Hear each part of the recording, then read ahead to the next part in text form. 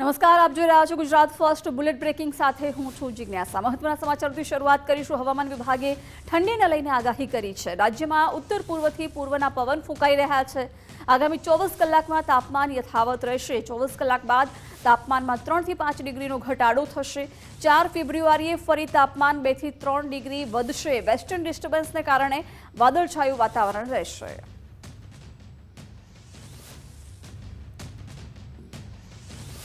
तो आने वाले 24 घंटे में मिनिमम 9 लाख चेंज में रहेगा मिनिमम टेम्परेचर।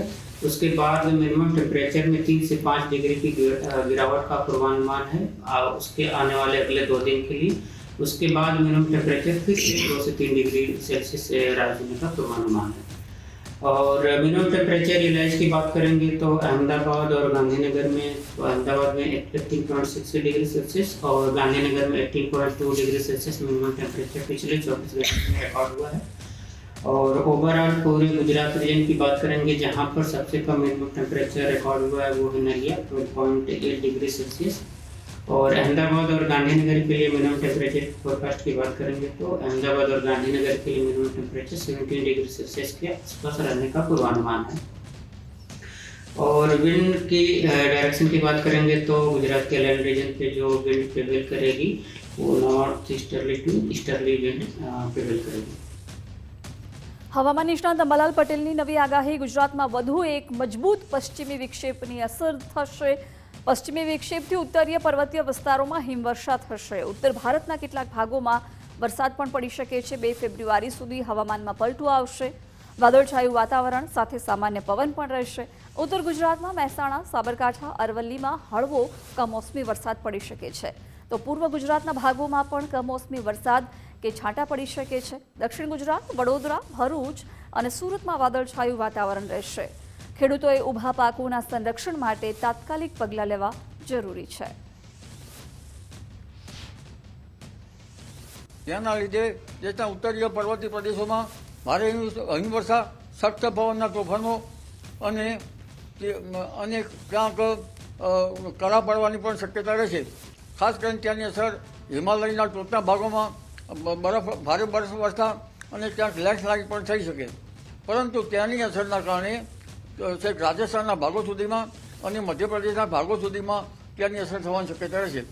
જો કે ત્યાંની અસર સંપૂર્ણ ઉત્તર ભારત અને છેક રાજસ્થાનના સંપૂર્ણ ભાગોમાં તો થવાની શક્યતા ઓછી છે પણ ઘણા ભાગોમાં રહેવાની શક્યતા રહેશે। પરંતુ તેની અસર છે ગુજરાત સુધી થવાની શક્યતા રહેશે। આ પશ્ચિમ વિક્ષોભની અસરના કારણે લગભગ મહેસાણાના કેટલા ભાગો, સાબરકાંઠાના ભાગો, અરવલ્લીના ભાગોમાં વાતાવરણમાં પલટો આવશે અને ક્યાંક વાદળવાળું આવવાની શક્યતા રહેશે। ક્વચિત ક્યાંક છાંટા થઈ શકે। પરંતુ ત્યાંની અસર ખાસ કરીને મધ્યપ્રદેશના એડજોઇંગ ભાગોમાં ગુજરાતના થવાની શક્યતા રહેશે। એટલે પંચમહાલના ભાગોમાં અને ત્યાંની અસર છે વડોદરાના ભાગો સુધીમાં થવાની શક્યતા રહી શકે। અરવલ્લીમાં વાતાવરણમાં પલટો જોવા મળ્યો છે। માલપુર અને મેઘરજમાં કમોસમી વરસાદ વરસ્યો છે। કમોસમી વરસાદથી ખેતી પાકમાં નુકસાનની ભીતિ સેવાઈ રહી છે। ઘઉં અને બટાટાના પાકમાં પણ રોગ આવી શકે છે। જિલ્લામાં 80,000 હેક્ટર જમીનમાં વાવેતર કરાયું છે।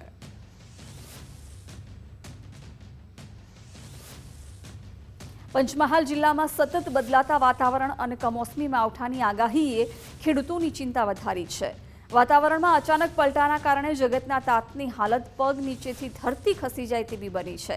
દિવેલાના પાકમાં ફૂગ લાગી ગઈ છે અને હવે કમોસમી વરસાદની આગાહીથી ભારે નુકસાન થવાની ભીતિ વ્યક્ત થઈ રહી છે। તેની સાથે શાકભાજી અને મરચાની ખેતીમાં પણ મોટું નુકસાન થઈ રહ્યું છે જેથી મોંઘા ખાતર અને બિયારણનો ખર્ચ ખેડૂતોના માથે પડી રહ્યો છે। બદલાયેલા વાતાવરણના કારણે આંબાના પાકમાં મોર ખરી રહ્યો છે અને કપાસના પાકમાં પણ નુકસાન જોવા મળી રહ્યું છે। પંચમહાલ જિલ્લામાં દિવેલા 4,000 હેક્ટર, તુવેર 15,000 હેક્ટર, કપાસ 8,000 હેક્ટર અને શાકભાજી આશરે 6,000 હેક્ટર વિસ્તારમાં વાવેતર થયું છે। પાછલા ચોમાસામાં થયેલા નુકસાનમાંથી બહાર આવવા ખેડૂતોએ સિંચાઈ આધારિત ખેતી કરી પરંતુ હવે કમોસમી માવઠાની આગાહીએ પડતા પર પાટું જેવી સ્થિતિ સર્જી છે। 2 વીઘાની અંદર મરચીનું વાવેતર કર્યું હતું। ચોમાસું પાક નિષ્ફળ ગયા પછી પણ અવળે લગીન બહુ સારી હતી પણ આજે વાતાવરણ ચેન્જ થયું ને એની અંદર વાયરસ આવી ગયો, ફૂગ આવી ગઈ આ મોંઘી દવા મારવા છતાં બી એ ફેર નહીં પડતો એની અંદર. અને અવળે જે વાદળ આવ્યું ને એની અંદર વધારે પાછું આવ્યું, એટલે આ અડધું તો ખલાસ થઈ ગયું મારું ખેતર. 2 વીઘા છે એમાંથી 1 વીઘા જેટલું તો ખલાસ જ થઈ ગયું છે સુકારાના રોગ જેવું મરચીમાં. વાદળછાયું વાતાવરણ થવાથી તો આખું ખલાસ જ થઈ ગયું છે. ચોમાસામાં વધારે વરસાદ પડવાને કારણે લગભગ ખેતીનો પાક બધો નિષ્ફળ ગયો હતો. હવે પછી વિચાર્યું કે શિયાળામાં થોડું ઘણું કંઈક સારું ઉત્પાદન લઈશું એમ કરીને અમે દિવેલા કર્યા. તો દિવેલામાં બી ફૂગ આવી ગઈ છે. ગમે તેટલી દવા કે ગમે તે ખર્ચો કરવા છતાં પણ આ ફૂગ લગભગ નીકળતી નથી. દવાઓ, ખોળ, ખાતર, બિયારણનો ખર્ચો કદાચ ઉત્પાદનમાંથી મળશે કે નહીં મળે એ હવે ચિંતાનો વિષય બની ગયો છે. 6 વીઘામાં આંબાનું વાવેતર કરેલું છે, પ્લાન્ટેશન. પણ આ ચાલુ સાલે સતત વરસાદના કારણે અંદર મેં કપાસનું વાવેતર કર્યું હતું, તુવેર કરી હતી, પણ બધું સતત વરસાદના કારણે વાદળછાયા વાતાવરણને લઈને પાકમાં ને આંબાવાડિયામાં નુકસાન છે. આંબામાં 100% મોર આવ્યો હતો, પણ આ વાદળછાયા વાતાવરણને લઈને અત્યારે 50% મોર રહ્યો છે. તો ગઈ સાલ કરતાં અમને આ સાલ 50%થી પણ ઓછું ઉત્પાદન મળે એવી શક્યતા છે. ધોરાજી પંથકમાં છેલ્લા કેટલાક દિવસોથી વાતાવરણમાં અચાનક પલટાએ ખેડૂતોની ચિંતા વધારી છે. ભર શિયાળે ચોમાસા જેવો માહોલ અને મિશ્ર ઋતુને કારણે તૈયાર થતો રવિ પાક હવે નિષ્ફળ જવાની અણી પર છે. ધોરાજી અને આસપાસના ગ્રામ્ય વિસ્તારોમાં ક્યારેક વાદળછાયું વાતાવરણ, ક્યારેક તડકો અને વહેલી સવારે ધુમ્મસભર્યો માહોલ જોવા મળી રહ્યો છે. આ અસ્થિર વાતાવરણને કારણે ખેતરમાં ઉભેલા પાકને વ્યાપક નુકસાન થઈ રહ્યું છે. ખેડૂતોના જણાવ્યા અનુસાર ચણા, ધાણા અને તુવેર જેવા મુખ્ય રવિ પાકો પર વાતાવરણની વિપરીત અસર પડી રહી છે. પાકના છોડ સુકાઈ રહ્યા છે અને ધાણા બરાબર બંધાતા નથી, જેના કારણે ઉત્પાદન ઘટવાની ભીતિ સેવાઈ રહી છે. એક તરફ મોંઘા ભાવના બિયારણ, ખાતર અને જંતુનાશક દવાઓ પાછળ ખેડૂતોએ વીઘે 8,000 થી 12,000 રૂપિયાનો ખર્ચ કર્યો છે. બીજી તરફ કુદરતી પ્રકોપે ખેડૂતોની મહેનત પર પાણી ફેરવી દીધું છે. હું એમ જોઈ રહ્યો છું કે આજે મારી હાલત આવી છે ખેડૂત તરીકે, તો મારા કિસાનોની કેવી દયનીય હાલત થઈ ગઈ હશે અત્યારે આજની તારીખમાં. કે આજે ચણા, તુવેર, ધાણા, જે ક્લાઇમેટ એટલે કે જે વાતાવરણ અનુકૂળ નથી આવતું કિસાન પુત્રને, મારા ધરતી પુત્રોને, તો આજે આ ફેલને બરબાદ થઈ રહ્યું છે. હજી એક તો અશોકભાઈ પટેલ આંબાલાલ આગાહી આપી રહ્યા છે 3 તારીખથી 7 તારીખ સુધીની. તો મારા કિસાનને રસ્તો શું લેવો? સરકારને મારી 2 હાથ જોડીને કિસાન પુત્ર તરીકે નમ્ર અપીલ છે કે રવિ પાકની અંદર અમને કાંઈક અમારી જોગવાઈ કરે. 10 વીઘાના ધાણા અંદાજે વાવ્યા છે. આ ભેજ અને વાતાવરણ અવારનવાર બદલતા મારા ધાણામાં નુકસાન જાય એવું છે. આ નુકસાન માટે મારે શું કરવું કે અમારે તો ધાણાનો નવો પૂરો પાક આવે તો સરકાર કંઈક મને સહાય કરે એવી અપેક્ષા રાખું છું. દાદા, આ ધાણાનું હાલ આવું કારણ શું બગડવાનું? આ વાતાવરણ અને ભેજ. વાતાવરણ જો બહુ બદલા રાખે, થોડી તો બદલા રાખે છે, એટલે એને જોઈએ એવું વાતાવરણ અનુકૂળ આવતું નથી. સ્થિતિ વધારે ખરાબ છે. વાતાવરણમાં પલટો એવો આવી જાય કે વાતાવરણ ચેન્જ થઈ જાય છે. ઘડીક વરસાદ આવી જાય, બરોબર, સાંજ સવાર ઝાકર આવે છે. આજ 2 દીથી વાતાવરણમાં એવો પલટો છે કે કારણ કે વાદળ છાયું છે ને તડકો પડવા માંડ્યો. ગમે એવું પાણી પાયું તો મોલને કંઈ વળતર વળતી નથી અને મોલ ભરવા માંડે છે. તો અમે ભાગ્ય રાખીએ, બરોબર. તો અમે સરકાર થોડીક ખેડૂતને સહાય હાલે તો અમને ભાગ્યને કોઈ સહાય દે, બરોબર. ખેડૂત દેશના સૌથી સ્વચ્છ શહેર સુરતને કરોડોના વિકાસ કાર્યોની ભેટ મળી છે. સીએમ ભૂપેન્દ્રભાઈના હસ્તે વિકાસ કાર્યોનું લોકાર્પણ, ખાતમુહૂર્ત કરાયું. 342.81 કરોડ રૂપિયાના પ્રકલ્પોનું ખાતમુહૂર્ત લોકાર્પણ થયું. અક્ષરવાડી, ડભોલીમાં વિકાસ કામો જનતા માટે ખુલ્લા મુકાયા છે. ડભોલીમાં અટલ બિહારી વાજપેયી ઓડિટોરિયમનું ઉદ્ઘાટન કરવામાં આવ્યું. 169 કરોડના ખર્ચે આકાર લેનારા 24 નવા પ્રોજેક્ટ્સનું ભૂમિપૂજન કરાયું. કેન્દ્રીય જળશક્તિ મંત્રી CR પાટીલ ઉપસ્થિત રહ્યા. ડેપ્યુટી CM હર્ષભાઈ સંઘવી ઉપસ્થિત રહ્યા. સાંસદ, ધારાસભ્યોની પણ હાજરી રહી. સ્વચ્છતામાં સુરતને કોઈ ન પહોંચી શકે તેમ સીએમ ભૂપેન્દ્રભાઈ પટેલે જણાવ્યું. કહ્યું, સુરતે ગુજરાતને દેશ અને દુનિયામાં ગૌરવ અપાવ્યું છે. એક ભારત શ્રેષ્ઠ ભારત તરફ આપણે આગળ વધી રહ્યા છીએ. સૌનો સાથ, સૌનો વિકાસ, સૌનો વિશ્વાસ અને સૌનો પ્રયાસ રહ્યો છે. વર્ષની શરૂઆતમાં જ 5,000 કરોડના લોકાર્પણ અને ખાતમુહૂર્ત કર્યા. વિકાસની રાજનીતિમાં આપણે સૌ પરોવાયેલા છીએ. ખાતમુહૂર્ત જેનું કરીએ છીએ એનું લોકાર્પણ અમે જ કરીએ છીએ. પ્રધાનમંત્રીના નેતૃત્વમાં ગુજરાત સતત વિકાસ કરી રહ્યું છે. સુરત મિની ભારત તરીકે ઓળખાય છે તેમ જણાવ્યું. સાથે કહ્યું, ગ્રીન ગ્રોથને પ્રાધાન્ય આપવું પડશે. સુરત અને સુરતની વાત જ કંઈક ઓર હોય ને.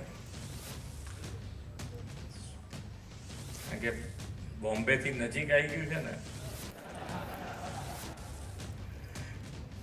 એટલે કોઈ બી ફેસિલિટી કેવી રીતે રહેણી કરણી, એક વસ્તુમાં બહુ મોટો ચેન્જ કરી દીધો છે તમે, પાડી દીધો છે.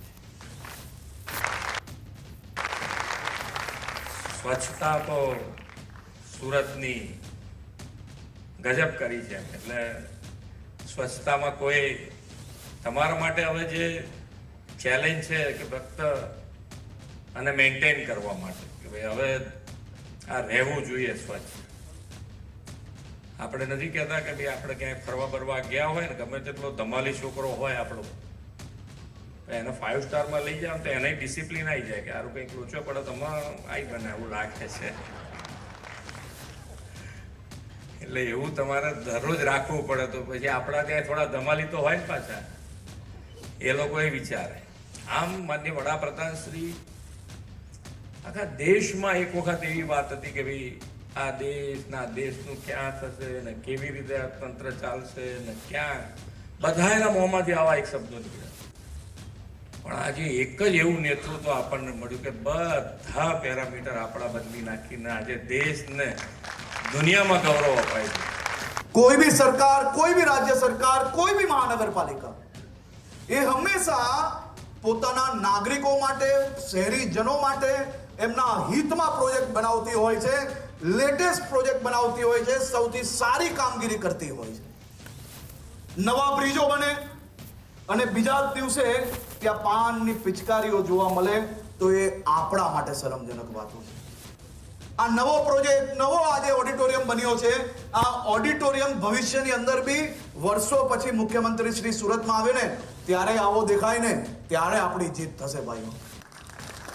આ પ્રોજેક્ટ એ તમારા માટે માત્ર નથી, તમારી આવનારી પેઢી એનું ભવિષ્ય ઉજ્જવળ કઈ રીતે બને તે માટે આ ઓડિટોરિયમ, એ માટે આ બ્રિજ, એ માટે આ લાઇબ્રેરી, એ માટે આ સ્કૂલો બને છે.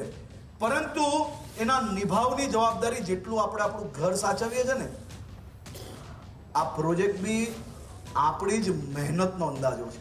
આજે આ સૌથી ગંદુ શહેર આજે આખા દેશમાં સૌથી સ્વચ્છ શહેર બન્યું છે. દર વખતે આપણો બીજો નંબર આવતો હતો. માનનીય પ્રધાનમંત્રી મોદી સાહેબ એક દિવસ હું મુખ્યમંત્રી શ્રી હતા ત્યારે અમને ટકોર કરી કે શું તમે દર વખતે બીજો નંબર લાવશો? અને આપણે તે વખતે નિર્ણય કર્યો હતો કે આ વખતે સુરત પહેલો નંબર આવવો જોઈએ. આપ સૌના શહેરીજનોના સહકારને કારણે આપણે આખા દેશમાં પહેલા નંબરે, અને જે ઇન્દોર દર વખતે પહેલું આવતું હતું એના કરતાં 5 માર્ક વધારે, એને 5 પોઈન્ટ વધારે લઈને આપણે આગળ નીકળ્યા અને પહેલા નંબરે પહોંચ્યા છે. હવે આપણી જવાબદારી છે કે આ પહેલા નંબરને જાળવી રાખવાની જરૂર છે અને જાળવવાની જવાબદારી પણ આપણા બધાની છે. મને વિશ્વાસ છે કે આપણે જો બધા પ્રયત્ન કરીશું તો ચોક્કસપણે આપણે આ નંબરને સ્વચ્છતામાં જાળવી રાખીશું. સૌથી ગંદુ શહેર, સૌથી સ્વચ્છ શહેર તરીકેનું આ બિરુદ જાળવવાની આપણી બધાની જવાબદારી છે. એસઆઈઆરની પ્રક્રિયામાં વાંધા અરજીઓ માટેનો સમયગાળો પૂર્ણ થયો છે.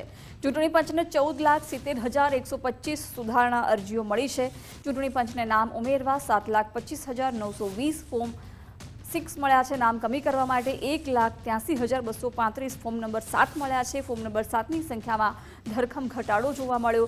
29 જાન્યુઆરી સુધી ચૂંટણી પંચને 9,88,621 ફોર્મ 7 મળ્યા હતા.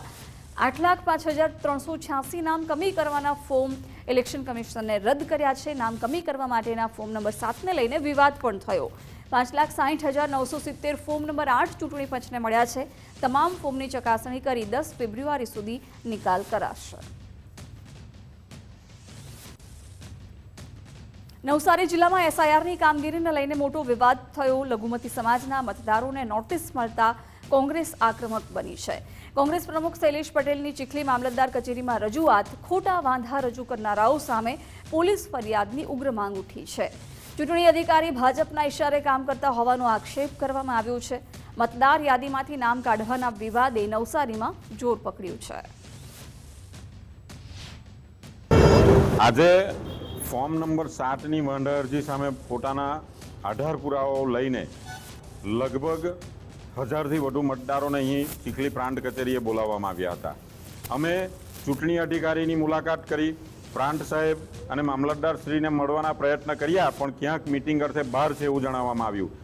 BLOની પણ અમે મુલાકાત કરી. અમે BLO અને ચૂંટણી અધિકારીને આજે જાણ કરી છે કે જે અરજદારો છે એમની પહેલાં ખરાઈ કરો, કારણ કે જે અરજદાર છે એ અરજદાર ક્યાંના છે, કોણ છે, કોની અરજી કરી છે એમને જ નથી ખબર. ત્યારે અરજદારો જ ખરા નથી તો વગર વાંકે જેમને ગુનેગાર બનાવવામાં આવે છે મતદારોને, એ ખૂબ જ કાયદા વિરુદ્ધનું કામ છે. ખેડૂતો માટે લડત લડનાર રાજુ કરપડા અને પ્રવીણ રામને જામીન મળ્યા. રાજુ કરપડા અને પ્રવીણ રામને બોટાદ ડિસ્ટ્રિક્ટ કોર્ટે જામીન આપ્યા છે. બોટાદ કોર્ટના ચુકાદા બાદ આપ નેતા ઈસુદાન ગઢવીએ કહ્યું સત્યમેવ જયતે. કરડા કરનારની જગ્યાએ કરડા પ્રથાને રોકનારને જેલમાં નાખ્યા તેવું જણાવ્યું. કહ્યું નેતાઓને જામીન મળતા આખરે સત્યની જીત થઈ છે. રાજુ કરપડા અને પ્રવીણ રામને જેલમાં નાખતા રોષની લાગણી ઊભી થઈ હતી. બંને આપ નેતાઓને સાથે રાખીને વિવિધ કાર્યક્રમોનું આયોજન કરીશું તેમ પણ કહ્યું. એક પણ નેતા ડર્યો નથી. અમારો મજબૂતાઈથી સિંહ પાછા આવે છે યોદ્ધાઓ, અને ફરીથી તમારો અવાજ બનશે, તમારો મજબૂતાઈથી તમારો અવાજ ઉઠાવશે, અને આગામી સમયમાં આ જ નેતાઓને લઈને અમે વિવિધ કાર્યક્રમો પણ કરીશું. પદ્માવત ફિલ્મ વિરોધ સમયે થયેલા ક્ષત્રિયો પરના કેસો પરત ખેંચાયા. વિરોધને કારણે નોંધાયેલા 2 કેસ પરત ખેંચવાનો મોટો નિર્ણય લેવાયો છે. મહેસાણા પોલીસ સ્ટેશન હસ્તકનો કેસ પરત ખેંચાયો. વિજાપુર પોલીસ સ્ટેશન હસ્તકનો કેસ પણ પરત ખેંચાયો. મહેસાણા તેમજ મહુડી પાસે થયેલા બનાવોમાં કેસ નોંધાયા હતા. ગત જુલાઈ 2025માં સરકાર સમક્ષ કેસ પરત ખેંચવાની રજૂઆત કરાઈ હતી. ઉત્તર ગુજરાત રાજપૂત સમાજ સહિત સંગઠનોએ રજૂઆત કરી હતી. આજે સમાચાર મળ્યા કે પદ્માવત ફિલ્મ સમયના ક્ષત્રિય સમાજના યુવાનો ઉપરના કેસ પાછા ખેંચવાનો સરકારે નિર્ણય લીધો. ખૂબ સારી વાત છે. નિર્ણયને હું આવકારું છું સમાજ વતી, અને સરકારનો અને જે સંસ્થાઓના આગેવાનોએ પ્રયત્ન કર્યો એ બધાનો પણ ખૂબ ખૂબ આભાર. અત્યારના સમાચાર મુજબ ઉત્તર ગુજરાતના વિજાપુર મહેસાણાના કેસો નિકાલ થયો છે. હવે કોઈ બાકી રહેતા હોય, સાણંદ કે બીજા કોઈ અસ્મિતા આંદોલન સમયના પણ 1-2 કેસ જે પેન્ડિંગ રહેતા હોય એનો પણ સરકાર સત્વરે નિર્ણય લે એવી અમારી અપીલ છે અને વિનંતી છે. મારી આગેવાની હેઠળ અમે મુખ્યમંત્રીશ્રીનો સમય માગ્યો હતો. મુખ્યમંત્રીશ્રીએ હકારાત્મક પ્રતિભાવ આપી અને આદરણીય હર્ષભાઈ સંઘવી સાહેબ અને ઋષિકેશભાઈ તત્કાલીન કાયદા મંત્રી અને ગૃહમંત્રી બંનેને કહ્યું હતું કે તમે આ પ્રતિનિધિ મંડળને સાંભળો. સ્વર્ણિમ સંકુલ 1માં નર્મદા હોલમાં 700થી 1000 પ્રતિનિધિઓની હાજરીમાં અમે સંપૂર્ણ કેસની છણાવટ તલસ્પર્શી અભ્યાસ સાથે એમની સાથે બેઠક કરી હતી. અને એ વખતે સરકારશ્રીએ બંને આગેવાનોએ હર્ષભાઈ અને ઋષિકેશભાઈ બંનેએ ઘટતું કરવાની ખાતરી આપી હતી. એમને મુખ્યમંત્રીશ્રીને અહેવાલ આપ્યો. મુખ્યમંત્રીશ્રીએ ફરીથી પણ ઓક્ટોબર 2025માં એમના નિવાસસ્થાને ફરીથી આગેવાનોની અમારી બેઠક બોલાવી હતી, જેમાં પણ અમે 50 કરતાં વધુ આગેવાનો ઉપસ્થિત હતા. અને એ વખતે સમગ્ર કેસની હાજરીમાં તત્કાલીન ગૃહ સચિવ, અત્યારના મુખ્ય સચિવ એમ કે દાસ સાહેબ પણ હાજર હતા. અને પછી સમગ્ર કેસને અંતે જુદા જુદા ગુના રજિસ્ટરમાં, જુદા જુદા પોલીસ સ્ટેશનોમાં અને જુદી જુદી કોર્ટમાં આની રજૂઆત કરતાં CRPC સેક્શન 321 અનુસાર સરકાર પાસે સત્તા છે કેસો પાછા ખેંચવાની. એના અનુસાર કોર્ટમાં સરકારી વકીલશ્રીએ કેસો મૂકી. કાલે એક વિજાપુર પોલીસ સ્ટેશનનું ગુના રજિસ્ટર, સાથે સાથે મહેસાણા પોલીસ સ્ટેશનનું એક ગુના રજિસ્ટર, 2 ગુના રજિસ્ટર મળી અને છૂટી 11 FIR હતી એ કાલે પાછી ખેંચી છે. સુરતની ગજેરા એન્ડ કંપની પર IT રેડનો મામલો. ગજેરા પરિવારના ધીરુ ગજેરાનું નિવેદન સામે આવ્યું છે. કહ્યું મારા ભાઈઓ વિભાગને સાથ સહકાર આપી રહ્યા છે. હું પહેલાથી જ એકલો છું. મારા ભાઈઓના ધંધા વિશે જાણતો નથી. મારા 5 ભાઈઓ તપાસમાં સહકાર આપી રહ્યા છે. છેલ્લા 4 દિવસથી ગજેરા એન્ડ કંપની ઉપર IT વિભાગની તપાસ ચાલી રહી છે અને સૂત્રોના જણાવ્યા અનુસાર કરોડો રૂપિયાની જ્વેલરી, રોકડ રકમ સહિતના મહત્વપૂર્ણ દસ્તાવેજો પણ કબજે કરવામાં આવ્યા છે અને ઝીણવટભરી રીતે હાલ તપાસ છે તે કરવામાં આવી રહી છે. અલગ અલગ એંગલો, હવાલા, નેટવર્ક હોય કે પછી અન્ય બાબતોને લઈને આ તમામ જે પુરાવા મળ્યા છે એ પુરાવાની એનાલિસિસ છે તે કરવામાં આવી રહ્યું છે. આપણી જોડે વસંતભાઈ અને જે ચુની ગજેરા છે તેમના ભાઈ ધીરુભાઈ ગજેરા આપણી જોડે જોડાયા છે. સીધી વાત કરીશું તેમના જોડે. ધ્રુવભાઈ, સૌપ્રથમ તો જણાવજો કે આ જે આઈટીની રેડ ચાલી રહી છે એ રેડ વિશે સૌપ્રથમ આપનું શું એક પર્સનલ ઓપિનિયન છે? એમાં મારે જો તમે જે શબ્દો વાપર્યા એમાં મારે કશું કહેવું નથી. મારા ભાઈઓ જે છે એ હું ઇન્ડિપેન્ડન્ટ, હું સુરત શહેરમાં 1971થી અમે જ્યારે આવ્યા ત્યારથી હું પહેલેથી ઇન્ડિપેન્ડન્ટ છું, એકલો જ છું અને સમગ્ર સમાજ જાણે છે અને લગભગ બધા માધ્યમો જાણે છે.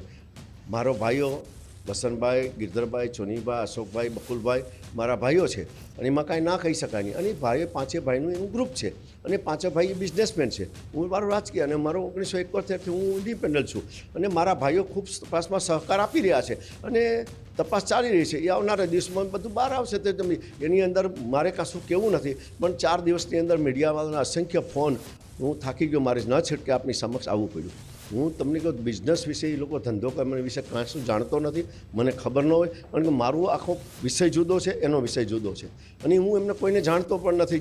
જે તમે નામ લો એમને હું જાણતો પણ નથી. એટલે મને એમની પછી તમે પૂછવો એ પ્રશ્ન અયોગ્ય કહેવાય. યોગ્ય નથી કારણ કે હું જાણતો નથી જે પ્રશ્ન વિશે હું જવાબ કઈ રીતે આપી શકું. આભાર. જે બિઝનેસ કરવામાં આવે છે પરંતુ તેમના આ બિઝનેસથી તેઓ બિલકુલ અલગ તરી આવે છે અને તેઓને આ બિઝનેસ અથવા વેપારથી કોઈ લેવા દેવા નથી. પરંતુ હાલ જે પ્રમાણે છેલ્લા 4 દિવસથી જે આઈટી વિભાગની જે રેડ અને સર્ચની કાર્યવાહી ગજેરા એન્ડ ગ્રુપ ઉપર ચાલી રહી છે, જે પૈકી ખાસ કરીને જે લક્ષ્મી ડાયમંડ ઉપરાંત એજ્યુકેશન અને રિયલ એસ્ટેટ ઉપરાંત ડાયમંડની ઓફિસો પર જે તપાસ થઈ રહી છે એ તપાસના અંતે હજી કોઈ ફોડ છે તે આઈટી વિભાગ દ્વારા ચોક્કસ પાડવામાં આવ્યો નથી. પરંતુ આગામી દિવસોની અંદર આઈટી વિભાગ આ મામલે કોઈ મોટા ખુલાસા કરે તેવી શક્યતાઓને પણ અહીં નકારી શકાય તેમ નથી. કેમેરામેન દેવાંગ રાણા સાથે રાકેશ બ્રહ્મભટ્ટ, ગુજરાત ફર્સ્ટ, સુરત. દ્વારકાના ખંભાળિયામાં મદદનીશ સહકારી અધિકારી નકલી સીએ બન્યો. મંડળીઓના ઓડિટમાં અનેક કૌભાંડ કર્યા હોવાનું પણ સામે આવ્યું. પેનલ ઓડિટરની ખોટી સહી સિક્કાનો ઉપયોગ કરી કૌભાંડ આચર્યું. જિલ્લા રજિસ્ટ્રાર કચેરીના મદદનીશ સહકારી અધિકારી સામે ફરિયાદ નોંધાઈ. આરોપી મહેન્દ્રસિંહ ટેમ્ભા જાડેજા ખંભાળિયાનો રહેવાસી હોવાનું ખુલ્યું છે. 1 મે 2024થી 30 જૂન 2024 દરમિયાન ગેરકાયદેસર રીતે ઓડિટ કર્યા. ચાર્ટર્ડ એકાઉન્ટન્ટ ન હોવા છતાં 26 સહકારી મંડળીઓના ઓડિટ કર્યા. ઓડિટ ફી તરીકે કુલ ₹78,000 વસૂલ્યાનો પણ ખુલાસો થયો છે. ખોટા ઓડિટ તૈયાર કરી સાચા બતાવી જિલ્લા રજિસ્ટ્રાર કચેરીમાં રજૂ કર્યા છે. ગાંધીનગર બિલ્ડર પુત્ર ઋષભ પટેલ આપઘાત કેસ. ગાંધીનગર કોર્ટે એક આરોપીના 3 દિવસના રિમાન્ડ મંજૂર કર્યા છે. આરોપી મહિપાલ સિંહના 3 દિવસના રિમાન્ડ મંજૂર કરાયા. શુક્રવારે આરોપી મહિપાલ સિંહની ધરપકડ થઈ હતી. પૈસાની લેતી દેતીમાં મહિપાલ સિંહે ધમકી આપ્યાનો આરોપ છે. રાજકોટમાં 97 લાખના એમ્બરગ્રીસ સાથે 2 શખ્સોની ધરપકડ કરાઈ. માલવ્યાનગર પોલીસે ગોંડલ રોડ ખોડિયાર હોટલ પાસે કાર્યવાહી કરી છે. કાળુ નાગજી કાળા અને પ્રફુલ ટોળિયા પાસેથી એમ્બરગ્રીસ કબજે કરી છે. વેલ માછલીની ઉલટી સહિત 97.25 લાખનો મુદ્દામાલ પકડ્યો છે.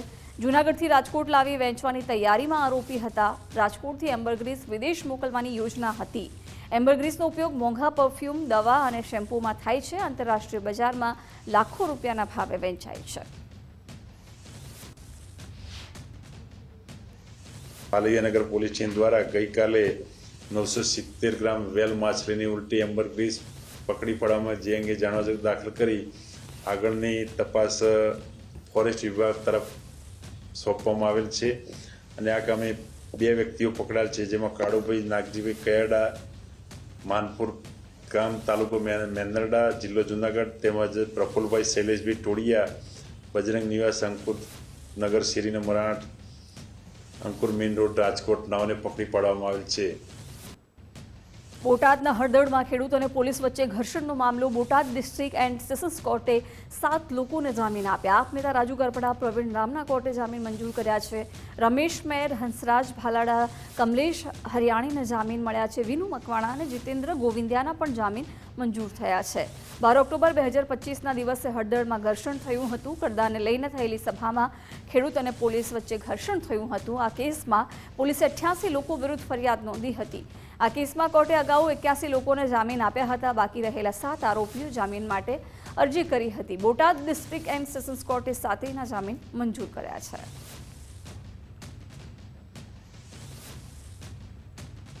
મહીસાગરના મલેકપુરમાં આરસીસી રસ્તાના કામનો વિરોધ થઈ રહ્યો છે. યોગ્ય મટીરીયલ ન વપરાતા ગ્રામજનોએ કામ બંધ કરાવ્યું. હલકી ગુણવત્તાવાળું મટીરીયલ વપરાતું હોવાનો આરોપ છે.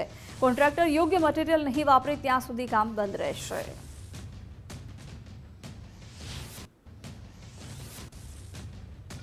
જીરોથી મલેકપુર ઓળી ચકલા સુધીનો જે રસ્તો બનાવવાની અમારે વર્ષોથી માંગ હતી, જે ઘણા વર્ષો પછી હવે મંજૂર થયો છે. તે અત્યારે કામગીરી ચાલુ હતી. ગામમાંથી બનતા રસ્તો અમારા ફળિયા સુધી આવ્યો, પણ ક્વોલિટી સારી હતી નહીં. એટલા માટે અમે કોન્ટ્રાક્ટરને માલ બતાવ્યો કે ભાઈ આ વસ્તુ સારી નથી, વર્ષો પછી ગામની અંદર સારો રસ્તો થઈ રહ્યો છે, તો અમને સારું મટીરિયલ આપ અને સારો રસ્તો બનાવ તો ટકાઉ ચાલે.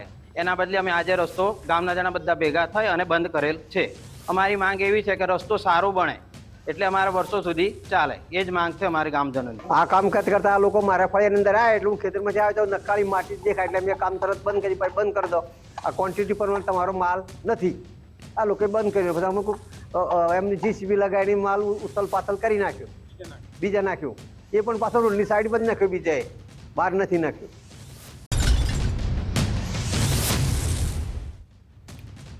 Welcome back. બુલેટ બ્રેકિંગમાં આપનું સ્વાગત છે. હું છું પ્રતિપાલ સિંહ. અન્ય સમાચાર તરફ નજર કરીએ અને વાત કરીએ કોમનવેલ્થ ગેમ્સની. અમદાવાદ કોમનવેલ્થ ગેમ્સ 2030 માટે ગ્રીન ઇન્ફ્રાસ્ટ્રક્ચર તૈયાર કરવામાં આવી રહ્યું છે. ત્યારે ખૂબ જ મહત્વપૂર્ણ સાબિત થયું છે વેસ્ટ ટુ એનર્જી પ્લાન્ટ.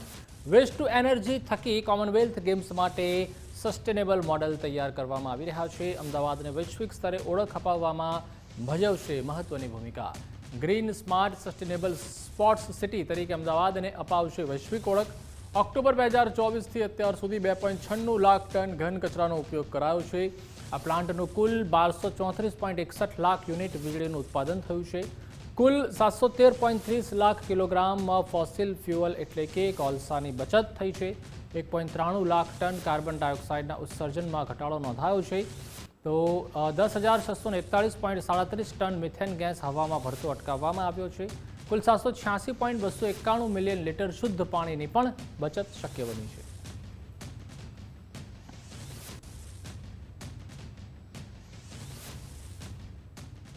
તો અમદાવાદમાં એઆઈ ટેકનોલોજી અંગે મહત્વપૂર્ણ બેઠકનું આયોજન કરવામાં આવ્યું હતું, જેમાં અમદાવાદ ડિઝાઇન વીક 7.0 અંતર્ગત એઆઈ ફાઉન્ડર્સની પ્રથમ વખત વિશેષ મિટિંગ યોજાઈ હતી, જેમાં એઆઈના ભવિષ્ય અને તેને અપનાવવાની રીત પર ચર્ચા કરવામાં આવી. આ બેઠકમાં રાજ્યભરના વિવિધ સંસ્થાના એઆઈ ફાઉન્ડર્સ અને ટેક એક્સપર્ટ્સ જોડાયા હતા. મિટિંગમાં ઉદ્યોગો પર એઆઈનો પ્રભાવ, રોજગારીના બદલાતા સ્વરૂપ અને ટેકનોલોજીનો વ્યાપક ઉપયોગ ચર્ચામાં આવ્યો. આ બેઠકમાં રાજ્યસભાના સાંસદ સુજીત કુમાર પણ ઉપસ્થિત રહ્યા. સુજીત કુમારે જણાવ્યું કે એઆઈને લીધે કેટલીક નોકરીઓ જશે, પરંતુ સાથે સાથે અનેક નવી નોકરીઓ પણ ઊભી થશે. તેમણે જણાવ્યું કે પ્રધાનમંત્રી અને કેન્દ્ર સરકાર બંને એઆઈ ટેકનોલોજી પર વિશેષ ભાર મૂકી રહ્યા છે. આગામી દિવસોમાં રજૂ થનારા કેન્દ્રીય બજેટમાં પણ એઆઈ ક્ષેત્રને પ્રોત્સાહન આપતા પગલાં લેવામાં આવશે. સુજીત કુમારે જણાવ્યું કે પહેલાં સંસદમાં અનુવાદ માટે ટ્રાન્સલેટર્સ જરૂરી હતા, પરંતુ હવે એઆઈ ટેકનોલોજી દ્વારા 11 ભાષાઓમાં તરત અનુવાદ શક્ય છે. इसकी जो चैलेंजेस है, समस्याएं हैं, इनको कैसे दूर किया जाए, इसको लेके बहुत सारे हमारे जो प्रॉमिसिंग यंगस्टर्स हैं, जो स्टार्टअप्स हैं, ये काम कर रहे हैं. तो इनके साथ आज एक विचार विमर्श का मेरा एक सौभाग्य मिला. मैं यहाँ पे आया अहमदाबाद डिजाइन वीक अभी चल रहा है. कल भी मैं कर्नावती यूनिवर्सिटी में था, वहाँ पे भी मैं अपना स्पीच में कहा कि भारत में हम लोग को अपने इंडिजिनस कैपेबिलिटी, इंडिजिनस टेक्नोलॉजी को लेके अपना एआई सॉल्यूशंस निकालना पड़ेगा. और प्रधानमंत्री जी का जो सपना है विकसित भारत का, इसमें हम लोग टेक्नोलॉजी और एआई को लेके ये सपना पूरा करेंगे.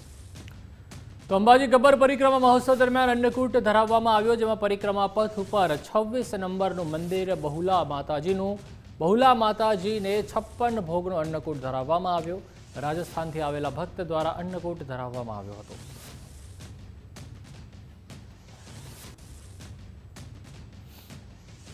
તો નળ સરોવર અને નળાબેટ પક્ષી અભયારણ્ય સંરક્ષણ માટે સુઓ મોટો તેમાં નળ સરોવર માટે કડક નિયમોનું પાલન કરાવવાની જવાબદારી સરકારની છે તેવું હાઈકોર્ટે જણાવ્યું. નળ સરોવર પિકનિકની જગ્યા નથી. માછીમારી અને પ્લાસ્ટિક પર પ્રતિબંધ મૂકવાનો પણ હાઈકોર્ટે કડક આદેશ કર્યો છે. ગીર અભયારણ્ય જેવી જ નળ સરોવરના પક્ષીઓની સુરક્ષા હોવી જોઈએ તેવી ટકોર પણ હાઈકોર્ટે કરી. તો સુરત સુમુલ ચૂંટણી વિવાદમાં હાઈકોર્ટે મહત્વનો ચુકાદો આપ્યો છે, જેમાં 16 બેઠકોનું નવેસરથી સીમાંકન કરવા કોર્ટે આદેશ કર્યો છે.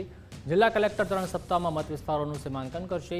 સીમાંકન બાદ જ ચૂંટણી યોજવા હાઈકોર્ટે આદેશ આપ્યો છે, જેમાં કઠોર ડેરી અને અન્ય મંડળીએ હાઈકોર્ટમાં પિટિશન કરી હતી. મતદાર યાદી પ્રસિદ્ધ થયા પહેલા સીમાંકન જરૂરી હતું તેવું કોર્ટે તારણ કાઢ્યું છે. હુકમની નકલ મળ્યા 21 દિવસમાં જરૂરી કાર્યવાહી કરવા આદેશ કરાયો છે. તો આ તરફ વલસાડ નગરપાલિકાની સામાન્ય સભા પણ યોજાઈ હતી. અન્ય સમાચાર તરફ નજર કરીએ તો વલસાડ નગરપાલિકાની સામાન્ય સભામાં ભારે હોબાળો થયો હતો. કામ ન થતા હોવાની બુમરાળ સાથે સભા તોફાની બની હતી.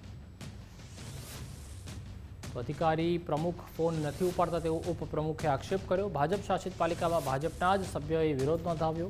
પોતાની જ સત્તા સામે સવાલો ઉઠતા રાજકીય ગરમાવો જોવા મળ્યો. ચર્ચા વગર જ પાલિકાની સામાન્ય સભા પૂર્ણ જાહેર કરાઈ.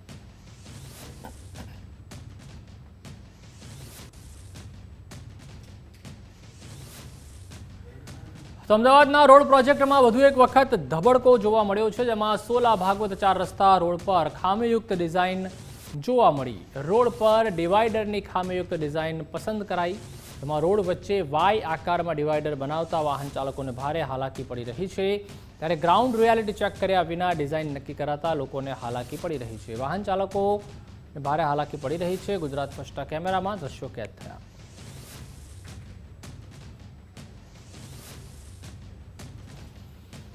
તો આ તરફ અમિત ખૂટ આપઘાત કેસનો મુખ્ય આરોપી જેલ હવાલે થયો છે, જેમાં આરોપી રહીમ મકરાણીના 2 દિવસના રિમાન્ડ પૂર્ણ થયા છે. રહીમ મકરાણીને જેલ હવાલે કરાયો છે, ત્યારે ગોંડલ કોર્ટે આ હુકમ કર્યો હતો. આરોપીની રજૂઆતને ગ્રાહ્ય રાખીને જૂનાગઢને બદલે અમરેલી મોકલાયો છે. ધરપકડથી બચવા મહારાષ્ટ્ર, પંજાબ સહિત 8 રાજ્યોમાં ફર્યો હતો. શબ્બીર હાલા આર્થિક મદદ કરતો હોવાનો પણ તપાસમાં ખુલાસો થયો છે. કેસમાં મદદગાર શબ્બીર હાલાની ભૂમિકા અંગે પણ તપાસ તેજ કરાઈ છે. સુરતના ભેસ્તાન બ્રિજ લોકાર્પણ વિવાદનો સમગ્ર મામલો છે. તેમાં પાલિકા દ્વારા આગળ રસ્તો બંધ હોવા છતાં બ્રિજ ખુલ્લો મૂક્યાનો આક્ષેપ છે. મીડિયા અહેવાલ પ્રસાર થતાં ભાજપના કોર્પોરેટર દોડતા થયા હતા. કોર્પોરેટરો બ્રિજ પર પહોંચ્યા અને એક પછી એક ખુલાસા કર્યા છે. કોર્પોરેટરો દ્વારા વિડીયો બનાવીને સોશિયલ મીડિયામાં મુકાયો, જેમાં બ્રિજ પર રેલવે બ્રિજનું કામ ચાલુ હોવાની પણ સ્પષ્ટતા કરી. બ્રિજ એ એરપોર્ટ જવા માટે પણ ઉપયોગી બનશે તેવું કોર્પોરેટરે જણાવ્યું. હાલમાં 1800 ઇન્ડસ્ટ્રીયલ કારખાનાઓના માલિક અને કામદારોને રાહત મળી છે. રેલવે બ્રિજના કામ પૂરા થયા પછી વધુ ઉપયોગી સાબિત થશે. ભાજપના કોર્પોરેટર દિનેશ પુરોહિત અને અમિત રાજપૂતે ખુલાસો કર્યો. व्यापारियों के साथ ये व्यापारी जिनके यहाँ 1400 टोटल इंडस्ट्रीज आएगा.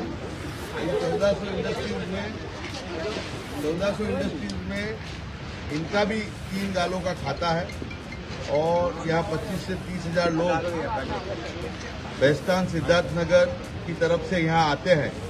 जो ये रोड सीधा जाता है अल्थान तक. अल्थान में जो व्यापारी है, सीपी लाइट, वेसू में जो व्यापारी बिजनेसमैन है, वो सब यहाँ इसी ब्रिज का उपयोग करके आते हैं. નમસ્કાર મિત્રો, આપણે અહીંયા ઊભા છીએ અત્યારે ભેસ્તાન સિદ્ધાર્થનગર. આ સેકન્ડ વીઆઈપી રોડ છે આખો, અને અત્યારે આ બ્રિજનું ઉદઘાટન થયું છે આદરણીય જલશક્તિ મંત્રી સી આર પાટીલના હસ્તે. મિત્રો, આ બ્રિજ ઉપયોગતા કેટલી હોવી જોઈએ? આ બ્રિજમાં ઉપયોગતા એટલે અત્યારે તમે જોઈ શકો છો, આ તરફ ઇન્ડસ્ટ્રી આખી છે. આ ઇન્ડસ્ટ્રીમાં લગભગ 18,000થી વધુ અહીંયા કારખાનાઓ છે, જેના કારણે લોકો અહીંયા આવવા જવાની સફળતા ખૂબ સારી થઈ છે. હજાર લોકો રોજ આ બ્રિજનો ઉપયોગ કરે છે. આની આગળ જ ભેસ્તાન રેલવે સ્ટેશન છે, જેને પણ જવું હોય સ્ટેશન સિદ્ધાર્થનગરથી ચડી અને સ્ટેશન જવામાં ખાલી 2 મિનિટ લાગે છે. મિત્રો, આ બ્રિજ એટલો ઉપયોગી બન્યો છે ભેસ્તાન માટે, અને આ બ્રિજ આવનાર સમયમાં હજુ ઉપયોગી બનશે, કેમ કે આ બ્રિજ સીધો એરપોર્ટ જાય છે અને આ તરફ ભવિષ્યમાં બ્રિજ હિંડોળીને ક્રોસ કરશે. એટલે મિત્રો, તમે જોઈ શકો છો કે આ બ્રિજને ઉદઘાટન કરીને આજે સી આર પાટીલ સાહેબે આખા જનતાને, ભેસ્તાનની જનતાને અને આ ઇન્ડસ્ટ્રીને ખૂબ મોટી સૌગાત આપી છે. મેં બધાને આભાર માનું છું, સાહેબનો આભાર માનું છું. ધન્યવાદ. વંદે માતરમ. તો આ તરફ વડોદરામાં એસટી બસના ઉદ્ઘાટન સમયે માથાકૂટ થઈ અને હોબાળો થયો હતો, જેમાં સ્થાનિક નાગરિકોએ કાર્યક્રમ દરમિયાન ઉગ્ર વિરોધ કર્યો હતો. નિઝામપુરા બસ ડેપોથી થરાદ સુધીની એસટી બસ શરૂ કરાઈ, જેમાં અગાઉ અનેક બસો ચાલતી હતી. એક બસથી અસંતોષ છે તેવું નાગરિકોએ જણાવ્યું હતું. વડોદરાથી પાટણ, હારીજ, અંબાજી, ડીસા સહિત અનેક બસો ચાલતી હતી. એસટી તંત્રએ 40 જેટલા રૂટ પર બસો બંધ કરતા મુસાફરો પરેશાન થયા. તમામ બંધ રૂટ ફરી શરૂ કરવાની નાગરિકોએ માંગ કરી છે. ચૂંટણીમાં વિપરીત અસર પડશેની નાગરિકોની ચેતવણી. નિઝામપુરા બસ ડેપો અસામાજિક તત્વોનો અડ્ડો હોવાનો પણ તેઓએ આરોપ કર્યો છે. ધારાસભ્ય કેયુરભાઈ રોકડિયાની આગેવાનીમાં બસનું પ્રસ્થાન કરાવ્યું. આ ખેડાની છે, ખરેખર આ બસ ના હોવી જોઈએ. ઉત્તર ગુજરાતવાળા માટે જો બસો આ જતી હોય, અહીંથી મારું એવું માનવું છે કે બસ ફૂલ પેક જ જવાની છે, જે બસો જાય, કારણ એટલા રહેવાસીઓ છે. આ બસ એક્સપ્રેસ હાઈવે જવી જોઈએ. એક્સપ્રેસ હાઈવેથી મહેસાણાથી લણવાથી એ બસ જવી જોઈએ રણુજથી શંખારી થઈને પાટણ. તો આજુબાજુના વિસ્તારના જેટલા નાગરિકો છે એની અંદર સમય જાય. બીજી એ બસ જવી જોઈએ ચાણસમાં થઈને જવી જોઈએ, ચાણસમાંથી પાટણ જવી જોઈએ.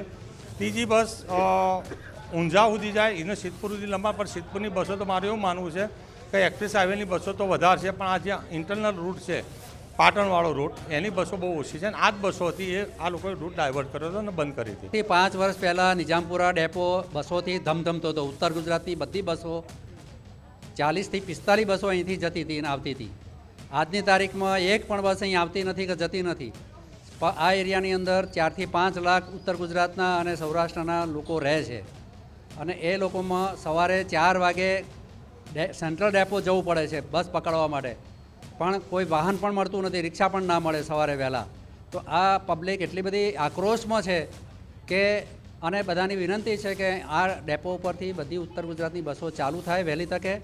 આ જગ્યા પરના સિનિયર સિટીઝનોની માગણી હતી કે આ જગ્યા પરથી ઉત્તર ગુજરાત તરફ જતી બસ એ શરૂ કરવામાં આવે, અને એના આધાર પર સરકાર દ્વારા ખૂબ ઉદાર નિર્ણય લઈને આજે પહેલી બસ આ જગ્યા પરથી ઉત્તર ગુજરાત તરફ જતી બસ શરૂ કરવામાં આવી છે. ભવિષ્યમાં હજુ વધુ બસો મુકાય એવો સરકારનો અને અમારો પ્રયત્ન રહેશે. આજે પહેલી બસ, મેં કહ્યું ને, આજે પહેલી બસ અમે શરૂ કરી છે. ભવિષ્યમાં આ જગ્યા પર રૂટ વધારીને અલગ અલગ જગ્યા પર ઉત્તર ગુજરાત તરફ જતી બસો મૂકવામાં આવશે. આ ડેપોનો ઉપયોગ ફક્ત સુવા માટે અને દલાલો માટે, જે લોકો જમીનોનો ધંધાકીય કરે છે એ લોકોનો અડ્ડો છે. અહીંયા માણસો એ જ રહે છે, બાકી અહીંયા કોઈ બસ જવા આવવા માટે ઉત્તર ગુજરાત સૌરાષ્ટ્રના પબ્લિક આ એરિયામાં છે 1 લાખ પબ્લિક છે, છતાં બી કોઈ જોવાવાળું નથી. જ્યારે ચૂંટણી આવે, જે બી રાજકારણ હોય એ એમનો રોટલો શેકવા માટે આ બધું તૈયાર કરે છે, બાકી કંઈ નથી. આ એક બસ એ બી વાયા ખેડા આણંદથી કરી કોઈ મતલબ નહીં. એક્સપ્રેસ હાઈવેથી જશે તો લોકો એને જશે, નકા હાઈવે ઉપર 100 રૂપિયાની લક્ઝરીમાં જ જતા રહેલી પબ્લિક. તરફ રાજકોટના સદભાવના મેડિકલ સ્ટોરમાંથી ડુપ્લિકેટ દવા મળવાનો મામલો છે. તેમાં કેમિસ્ટ એસોસિએશન રાજકોટના સેક્રેટરી અનિમેશ દેસાઈને ધમકી મળી. અનિમેશ દેસાઈએ ધમકીને લઈને નિવેદન આપતા કહ્યું કે 2 યુવકો આવીને પેઢીના ફોટા પાડી રેકી કરતા હતા. યુવકોએ પૂછતા આરએમસીમાંથી આવ્યા હોવાનું કહ્યું. આરએમસીનું આઈ કાર્ડ માંગતા ભાજપના નેતા કાર લઈને આવ્યા. ભાજપના નેતા રમેશ રૂપાપરાએ ધમકી આપી. ધમકી આપનાર નેતાના સીસીટીવી ફૂટેજ પણ સામે આવ્યા, જેમાં કેમિસ્ટ એસોસિએશનના પ્રમુખ મયુરસિંહ જાડેજાએ નિવેદન આપતા કહ્યું છે કે નકલી દવા ખરીદનાર ગ્રાહકે કેમિસ્ટ એસોસિએશનનો સંપર્ક કર્યો હતો. એસોસિએશને કંપનીને જાણ કરતા તપાસમાં દવા નકલી હોવાનું સામે આવ્યું હતું. વ્યક્તિ આવીને અમારી દુકાનમાં ફોટા પાડતા હતા, અને સ્ટાફના ને દુકાનની અંદર ને બહાર બધે ફોટા પાડતા. એટલે મેં એને પૂછવા ક્યાંથી આવો છો, તો એને કીધું મને કોર્પોરેશનમાંથી આવું. તો મેં કીધું આપનું આઈડી કાર્ડ મને આપો, કોર્પોરેશનમાંથી આવતા હોય તો. કે આઈડી કાર્ડ નથી, મને ડિપાર્ટમેન્ટમાંથી કેતનભાઈ કોકે મોકલો છે. હું સારું, તો કેતનભાઈને બોલાવો. પછી એને 4-5 ફોન કર્યા, અને એક અગ્રણી નેતા આવીને એને લઈ ગયા, બરાબર છે. પછી થોડી માથાકૂટ હતી. એ નેતા એવું સમજતા હતા કે આજે સદભાવનામાં ડુપ્લિકેટ દવાનું ચાલે, જેમાં કંઈક સંસ્થાનો હાથ છે, કેમિસ્ટ રાજકોટનો હાથ છે. પછી બધી વાત અમારા પ્રમુખ શ્રી મયુરસિંહ જાડેજાએ એની સાથે કરી, અને એમાં એમની પોતાની જે કાંઈ મિસઅન્ડરસ્ટેન્ડિંગ હતી ક્લિયર થઈ ગઈ, અને એ લોકો પણ હવે આની ઉપર ફરિયાદ કરવાના છે એવું એને અમારા પ્રમુખને જાણ કરી છે. અને આગામી દિવસોમાં હજી ડુપ્લિકેટ ઉપર અમે ખૂબ જોરશોરથી કામ કરવાના છીએ. કારણ કે મારું માનવું છે કે આતંકવાદીની ગોળી ખાઈને મરી જવું સારું, પણ ડુપ્લિકેટ દવા ખાઈને રીબાઈને રોજ મરવું ખૂબ જ આકરું છે.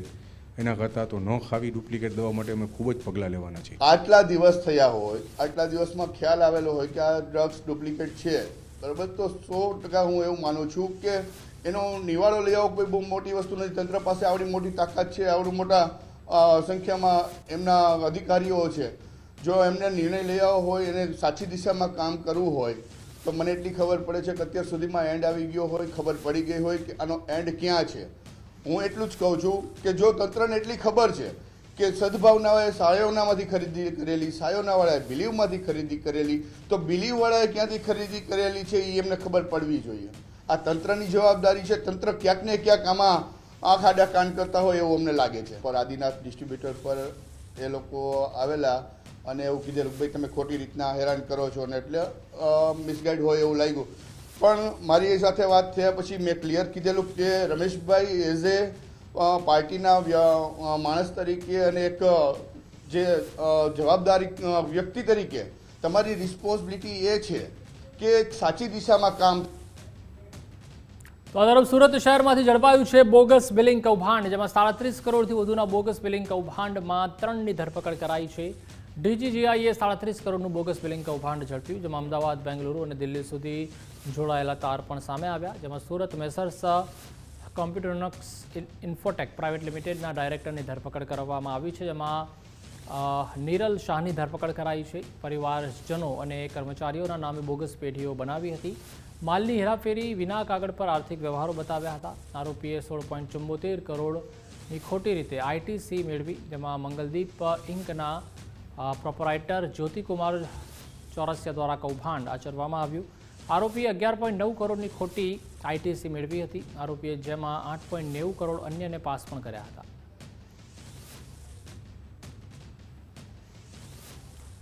તો રાજકોટ જંગલેશ્વર વિસ્તારમાં ડિમોલિશન પહેલા મોટો ખુલાસો થયો, જેમાં અમદાવાદ ચંડોળા તળાવ જેવો અહીં ચાલતો હતો ભાડાનો ગોરખ ધંધો.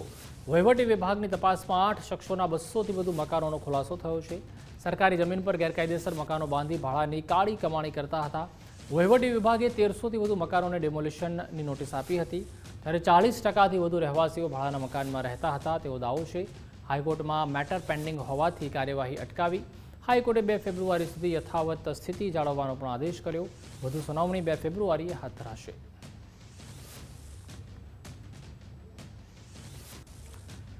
તો આ તરફ સુરતમાં પ્રદૂષણના પાપીઓ બેફામ બન્યા છે, જેમાં ઓલપાડના કુડસદ ગામના ગ્રામજનો અકળાઈ ગયા છે. ખાડીમાં કેમિકલયુક્ત પાણી છોડાતા ગ્રામજનોમાં ભારે રોષ છે.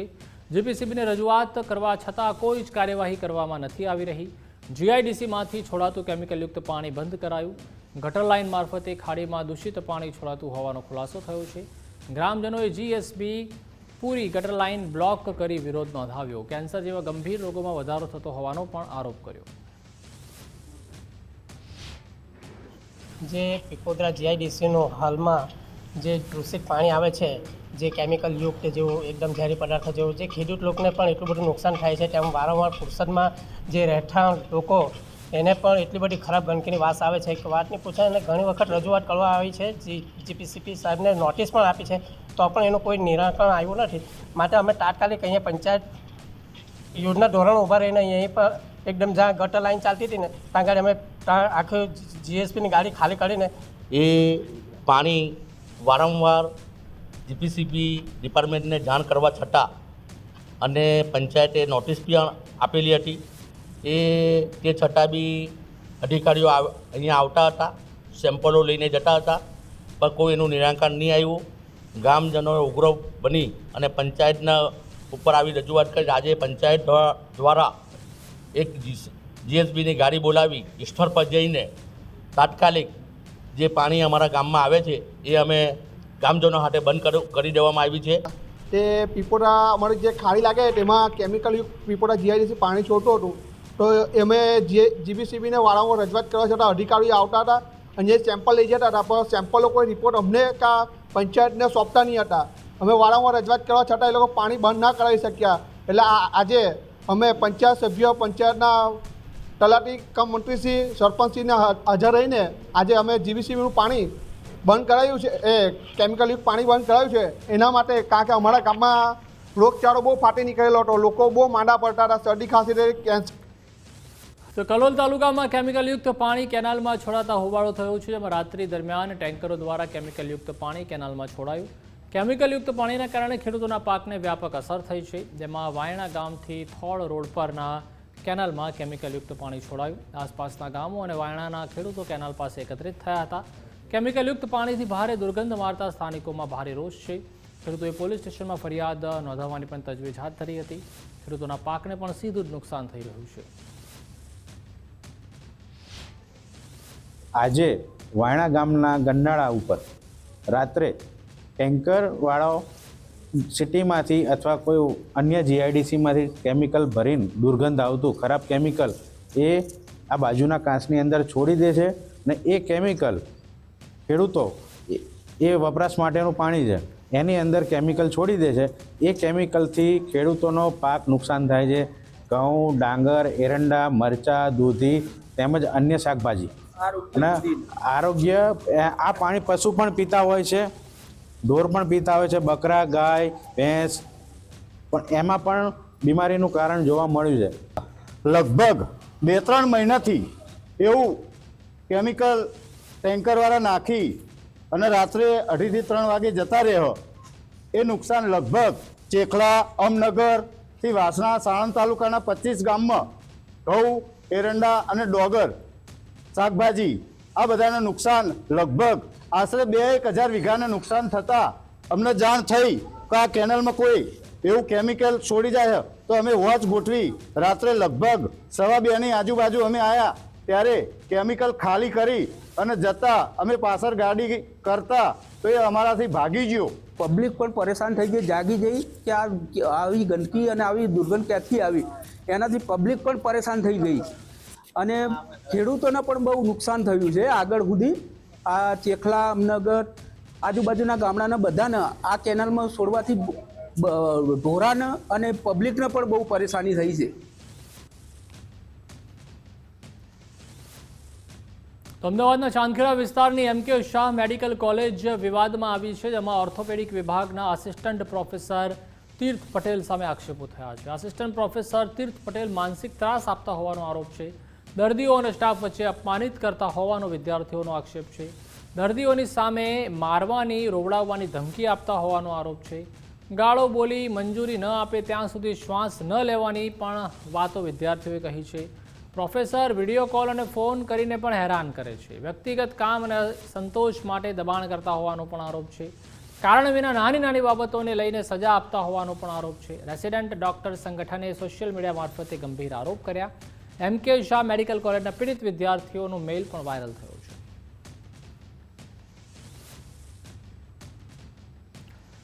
અમદાવાદની એમકે શાહ મેડિકલ કોલેજમાં પીજી વિદ્યાર્થીઓની સતામણીનો જે સમગ્ર મામલો છે તેમાં મેડિકલ કોલેજ પ્રશાસન તરફથી પ્રતિક્રિયા સામે આવી, જેમાં વિદ્યાર્થીઓના આરોપ અંગે 3 સભ્યોની તપાસ કમિટી બનાવવામાં આવી છે. ફરિયાદ કરનાર 10 વિદ્યાર્થીઓ 5 દિવસથી ફરજ પર આવ્યા નથી. ફરિયાદ કરનાર વિદ્યાર્થીઓના વાલીઓને પણ જાણ કરાઈ છે.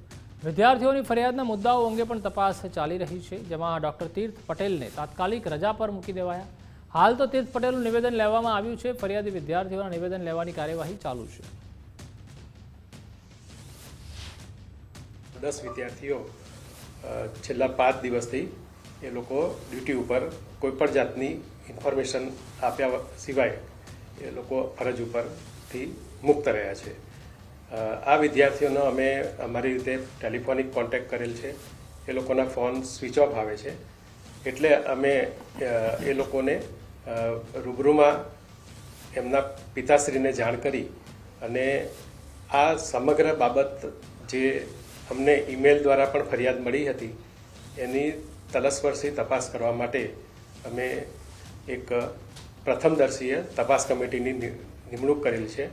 એ નિમણૂક કર્યા પછી 3 દિવસથી રેસિડન્ટ ડૉક્ટરો આ તપાસ કમિટી સમક્ષ પણ હાજર નથી થતા, જેથી આ તપાસ કમિટીના જે સભ્યો છે એ લોકોનું તારણ